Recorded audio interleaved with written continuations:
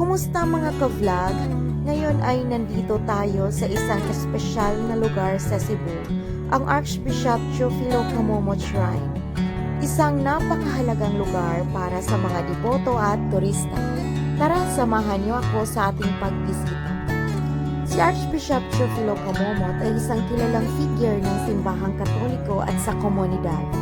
Kilala siya sa kanyang malasakit at dedikasyon sa mga tao, lalo na sa mga nangangailangan. Ngunit namatay siya noong taong 1988 sa isang car accident. At ngayon, ginugunita natin siya sa pamamagitan ng shrine na ito. Ang shrine ni Archbishop Teofilo Camomot ay nasa Valladolid, Carcar City of Cebu. Makikita rin dito sa kanyang museum ang kanyang mga gamit na pinapreserve na hanggang ngayon ay maayos pa ito.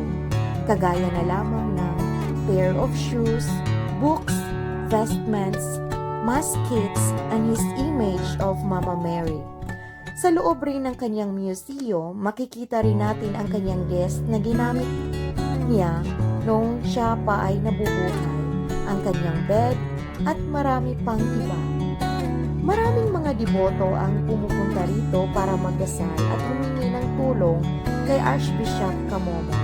Araw-araw makikita ninyo ang mga tao na galing pa sa iba't ibang mga lugar. Marami ring mga tao na nag-testify sa kanyang bilocation o makikita siya sa dalawang lugar at the same time.